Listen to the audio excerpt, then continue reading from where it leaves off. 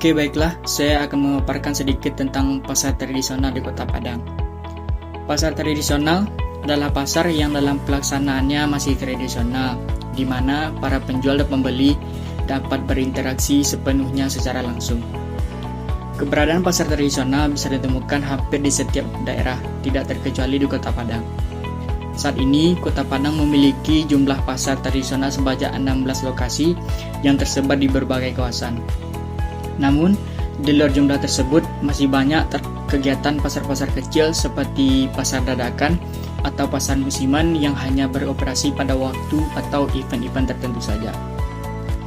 Dari 16 lokasi tersebut, terdapat pasar tradisional Nanggalo atau yang lebih dikenal sebagai pasar Siteba dan 15 pasar lainnya merupakan pasar tradisional yang menjadi sarana pendukung bagi pemenuhan kebutuhan bagi masyarakat yang tinggal di daerah sekitar Kota Padang. Perkenalkan, nama saya Lisa Noviani dengan NIM 2204-1194. Di sini saya akan melanjutkan presentasi yang telah dilakukan oleh Ahmad Fauzi sebelumnya. Di sini saya akan menjelaskan tentang program penataan di Pasar Siteba. Pasar Siteba memiliki peran yang sangat penting bagi masyarakat di sekitarnya, terutama daerah Nanggalo. Pasar Siteba sering dikunjungi oleh masyarakat setempat. Pasar Siteba berfungsi sebagai salah satu pasar penyangga di Kota Padang. Pasar Siteba telah berdiri sejak tahun 1990-an. Pada awalnya, pasar ini berlokasi di daerah Sungai Batang, Puranji yang melintasi Kecamatan Nanggalo, sekitar 400 meter di sebelah selatan dari lokasi Pasar Siteba. Pada masa itu, pasar dikenal dengan nama Pasar Pagi Nanggalo. Adapun permasalahan yang ditemui di Pasar Siteba. Yang pertama, kurangnya sistem penzonasian pada pedagang sehingga pedagang masih berjualan tidak beraturan. Yang kedua, pedagang tidak menempati lantai 2 di Pasar Nanggalo sehingga lantai 2 Pasar Nanggalo dibiarkan kosong.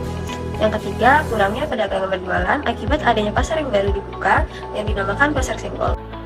Perbedaan yang terlihat lainnya yaitu jurnal di sana membahas tentang komunikasi yang dilakukan oleh pembeli dan penjual.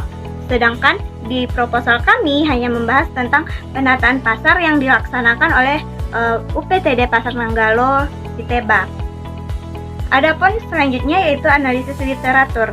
Proposal kami berfokus pada pembahasan tentang bagaimana penataan pasar di pasar tradisional. Terdapat pembahasan yang tidak jauh beda di mana proposal yang kami buat dengan jurnal yang ada sama-sama membahas tentang penataan pasar tradisional di Pasar Nanggalo. Proposal dan jurnal yang kami lampirkan sama-sama membahas tentang dampak penataan di pasar tradisional. Penataan merupakan suatu proses perencanaan, pemanfaatan ruang, dan pengendalian pemanfaatan untuk semua kepentingan secara terpadu, berdaya guna, dan berhasil guna, serasi, selaras, seimbang, dan berkelanjutan, serta keterbukaan, persamaan, keadilan, dan perlindungan hukum. Baik, saya Haftika Natasha Fitri dengan NIM 22042233. Saya akan melanjutkan materi dari teman saya yaitu metode penelitian. Yang pertama ada wawancara. Wawancara adalah teknik pengumpulan data yang diperlukan melibatkan interaksi langsung antara pewawancara dan responden. Pewawancara mengajukan pertanyaan, mendapatkan informasi diperlukan. Yang kedua yaitu dokumentasi. Dokumentasi kumpul jenis dokumen ini meliputi catatan, laporan, surat, memorandum, dan publikasi ilmiah terkait topik yang akan diteliti. Yang ketiga yaitu observasi lapangan. Observasi lapangan adalah metode penelitian yang menawarkan peluang untuk mendapatkan informasi yang tepat dan rinci tentang fenomena yang diteliti. Selama observasi lapangan, peneliti secara langsung mengamati dan mendokumentasikan apa yang terjadi di lapangan lingkungan yang dapat diamati. Nah, berikut saya akan menjelaskan tentang hasil dari penelitian. Hasil penelitian merupakan data yang diperoleh dari Dinas Perdagangan Pasar tentang efektivitas program penataan pasar tradisional Nanggalo Siteba. Data ini juga didapatkan melalui salah satu kepala UPTD dari pasar tersebut, yang dimana informan juga memiliki wawasan tentang program penataan di Pasar Nanggalo Siteba. Untuk melihat bagaimana program penataan di Pasar Nanggalo Siteba ini, maka tolak ukurnya dapat dilihat dari dimensi kualitas zonasi yang ada di pasar tersebut. Yang maksud dengan zonasi ini adalah tata letak yang beraturan, misalnya bahan-bahan sayuran dengan sayuran dan lain-lain.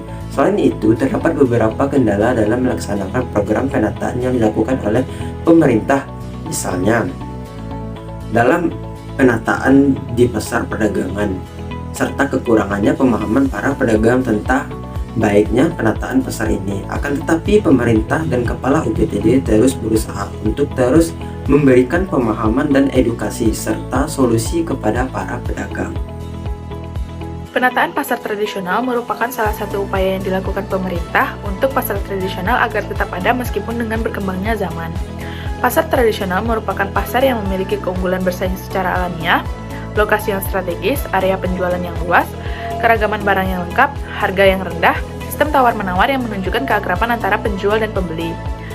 Selain keunggulan tersebut, pasar tradisional juga memberikan efek yang baik dalam kehidupannya karena mendongkrak ekonomi masyarakat menengah ke bawah. Selain keunggulan pasar tradisional juga memiliki beberapa kelemahan seperti kondisi pasar yang kurang teratur, faktor keamanan yang lemah, resiko pengurangan timbangan terhadap barang yang akan dibeli, dan sejumlah alasan lainnya. Lokasi pasar yang strategis dan di tengah-tengah pemukiman penduduk dengan jumlah yang banyak serta dibarengi dengan akses yang mudah dan terjangkau membantu terhadap kemajuan suatu pasar tersebut. Kondisi di wilayah di sekitaran pasar berpengaruh terhadap kemajuan dan kemunduran pada pasar.